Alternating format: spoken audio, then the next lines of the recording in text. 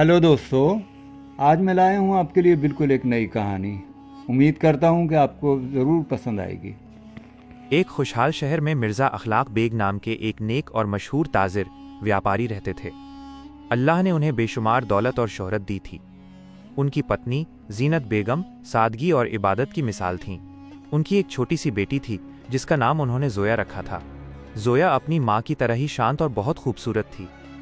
बचपन के शुरुआती 7 साल जोया के लिए जन्नत जैसे थे। जीनत बेगम उसे रोज़ सुबह फजर की नमाज के बाद कुरान की आयतें और नेक इंसान बनने के सबक सिखाती थीं। लेकिन वक्त का पहिया घूमा और जीनत बेगम एक ऐसी बीमारी का शिकार हुई जिसका कोई इलाज न था। अपनी आखिरी सांसों में उन्होंने जोया का हाथ थाम कर कहा, मेरी बच्ची, दुनिया में हमेशा सच का साथ देना और किसी का दिल न दुखाना। अल्लाह सब्र करने वालों के साथ है। जीनत बेगम के जाने के बाद मिर्ज़ा साहब और नन्ही जोया की दुनिया उजाड़ हो गई। मिर्ज़ा साहब अक्सर व्यापार के सिलसिले में बाहर रहते थे और घर में जोया को अकेले देख उनका दिल भर आता था।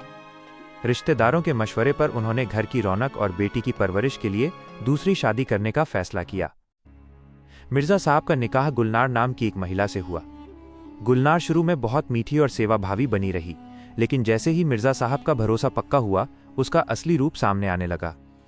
गुलनार का मकसद मिर्ज़ा साहब की जायदाद पर कब्जा करना था और जोया उसे अपने रास्ते का सबसे बड़ा कांटा लगती थी। जब मिर्ज़ा साहब व्यापार के लिए हफ्तों बाहर रहते, गुलनार जोया से नौकरों जैसा काम करवाती। उसे पुराने फटे कपड़े पहनने को दिए जाते और रात को बासी रोटी मिलती। उसने जोया को धमकाया था कि अगर उसने अपने पिता से कुछ भी कहा तो वो मिर्ज़ा साहब को जहर दे देगी।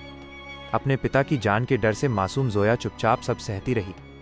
एक दिन मिर्ज़ा साहब अचानक घर लौटे और जोया को आंगन में भारी पत्थर उठाते देखा।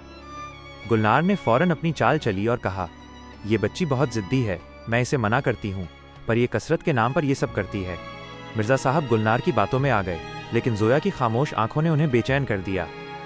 जोया अब 13 साल की हो चुकी थी और उसकी खूबसूरती गुलनार की जलन को और बढ़ा रही थी। गुलनार ने जोया को हमेशा के लिए रास्ते से हटाने का एक खौफनाक मंसूबा बनाया। एक दिन जब मिर्ज़ा साहब 1 महीने के लंबे सफ़र पर गए, गुलनार ने जोया से कहा, बेटा, पास के गांव में तुम्हारी एक दूर की मौसी बीमार हैं, चलो उनसे मिलाएं। जोया खुश हो गई कि शायद माँ का दिल पिघल गया है। गुलनार उसे शहर से बहुत दूर एक घने जंगल के पास ले गई।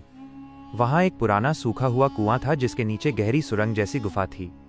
गुलनार ने चालाकी से जोया को कुएं के किनारे खड़ा किया और पीछे से जोर का धक्का दे दिया। जोया की चीख सन्नाटे में खो गई। गुलनार ने नीचे झांका और एक भारी पत्थर कुएं के मुहाने पर सरका दिया ताकि कोई आवाज़ बाहर ना आ सके। वो मुस्कुराते हुए घर लौट गई और ये कहानी गढ़ ली कि जोया किसी आवारा लड़के के साथ भाग गई है। कुएं के अंधेरे में जोया जख्मी हालत में पड़ी रही। वो डरी हुई थी, लेकिन उसे अपनी माँ की बातें याद आईं। वो घंटों दुआ करती रही। संयोग से उस जंगल से एक बुजुर्ग सूफी पीर बाबा रहमतुल्लाह गुजर रहे थे। उन्हें ज़मीन के अंदर से किसी के सुबकने की आवाज़ आई। उन्होंने अपनी रूहानी ताकतों और मेहनत से उस भारी पत्थर को हटाया और अपनी लंबी पगड़ी को रस्सी बनाकर जोया को बाहर निकाला। पीर बाबा उसे अपने छोटे से आश्रम खानकाह ले गए। वहां उन्होंने और उनकी नेक पत्नी सालेहा ने जोया का इलाज किया। जब जोया ने अपनी आपबीती सुनाई तो सालेहा की आंखों में आंसू आ गए। उन्होंने जोया को अपनी बेटी बना लिया। जोया वहीं रहने लगी और पीर बाबा से जड़ी बूटियों का ज्ञान और सिलाई कढ़ाई का हुनर सीखा। साल बीतते गए। जोया अब एक समझदार और हुनरमंद युवती बन चुकी थी। उसकी बनाई हुई कढ़ाई के चर्चे दूर दूर के शहरों तक पहुंचने लगे। दूसरी तरफ मिर्ज़ा साहब जोया के गम में आधे हो चुके थे। गुलनार ने धीरे धीरे उनकी सारी दौलत अपने नाम करवा ली थी और अब वो मिर्ज़ा साहब को भी बेदखल करने की फिराक में थी। मिर्ज़ा साहब को अपनी गलती का एहसास हो रहा था, पर अब बहुत देर हो चुकी थी। एक दिन पीर बाबा के आश्रम में एक नौजवान ताजिर उस्मान आया। वो जोया के हुनर और उसकी सादगी पर फिदा हो गया। पीर बाबा ने उस्मान की शराफत देखकर जोया का निकाह उससे कर दिया। उस्मान बहुत अमीर और नेक दिल था। शादी के बाद जोया ने उस्मान को अपनी पूरी कहानी बताई। उस्मान ने वादा किया कि वो जोया को उसका हक दिलाकर रहेगा। उस्मान और जोया मिर्ज़ा साहब के शहर पहुंचे। उन्होंने अपनी पहचान छुपाकर एक बहुत बड़ी हवेली किराए पर ली। जोया ने जानबूझकर अपनी बनाई हुई खास कढ़ाई वाला एक लिबास बाजार में भेजा, जिसे देखकर मिर्ज़ा साहब का पुराना नौकर करीम उसे पहचान गया। करीम भागता हुआ हवेली पहुंचा और जोया के पैरों में गिर पड़ा। उसने बताया कि मिर्ज़ा साहब बहुत बीमार हैं और गुलनार उन्हें एक पुराने स्टोर रूम में कैद करके रखती है। जोया, उस्मान और शहर के काजी न्यायाधीश के साथ अपने पुराने घर पहुंची। गुलनार वहां ऐशो आराम कर रही थी। जैसे ही उसने जोया को जिंदा देखा, उसके हाथ पांव कांपने लगे। जोया सीधे अपने पिता के पास गई। मिर्जा साहब अपनी बेटी को जिंदा देखकर फूट फूट कर रोने लगे। काजी ने गुलनार को गिरफ्तार करने का हुक्म दिया। गुलनार को मौत की सजा सुनाई जाने वाली थी, लेकिन जोया ने सबको चौंका दिया। उसने काजी से कहा, हुजूर, मुझे इंसाफ मिल गया है कि मेरे वालिद सलामत हैं। मैं इस औरत को माफ़ करती हूँ। इसे बस शहर से निकाल दिया जाए ताकि इसे अपनी तन्हाई में अपने गुनाहों का एहसास हो सके। जोया की इस दरियादिली ने पूरे शहर का दिल जीत लिया।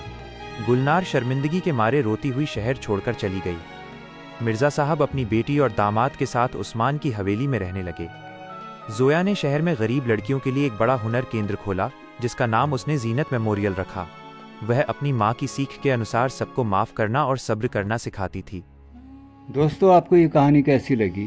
अगर पसंद आया हो तो आप इसको लाइक करें, सब्सक्राइब करें और कमेंट्स में बताएं कि आप कहाँ से देख रहे थे इस कहानी को।